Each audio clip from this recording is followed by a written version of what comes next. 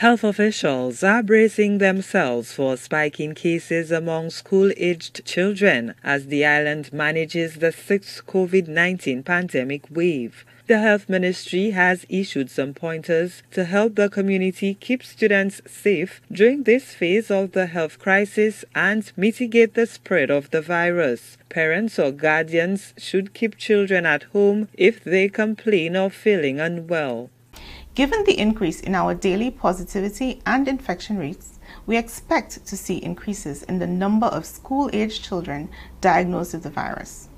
What can we do to help ensure our children's safety and well-being as we continue to navigate the pandemic? It is crucial that students who are unwell not attend school. They should be assessed and tested for COVID-19 if deemed necessary by the health practitioner. We have learned that symptoms of COVID-19 vary. Students may present with typical flu-like symptoms such as cough, runny nose, fever. Others may have gastroenteritis-like symptoms such as vomiting and diarrhea. Some students may complain of headaches, while others may just be fatigued. If your child complains of feeling unwell, I urge you to do the right thing and get them assessed. Adults are also encouraged to place children in quarantine if one member of the household is infected. Contact tracing is a process that relies heavily on the honesty and integrity of the persons involved. The information provided to the Ministry of Health is extremely important in helping us identify the close contacts of a case who can subsequently be quarantined and tested at the appropriate time.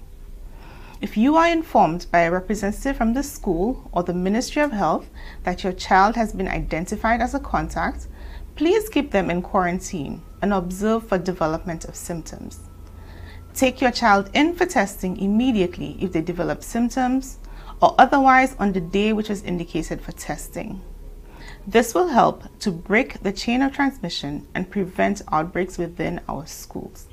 The Health Ministry appeals to parents to set aside time to speak to children about the protocols. Medical professionals also continue to harp on taking charge of one's health, with vaccination seen as an indispensable tool in the pandemic fighting arsenal.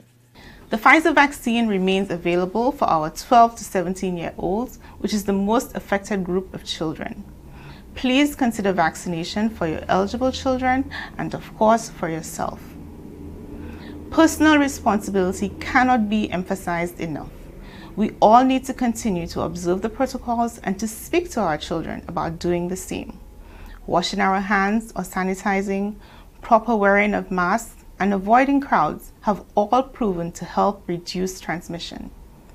The pandemic has taken a substantial toll on both academics and the mental health of our children. Health officials have noted an increase in the use of home rapid test kits, advising people to ensure that these tests are backed up by PCR tests. Members of the public are also urged to report positive home tests to the schools so that the necessary action can be taken in response to such a diagnosis. Gina Filippi, HTS News Force.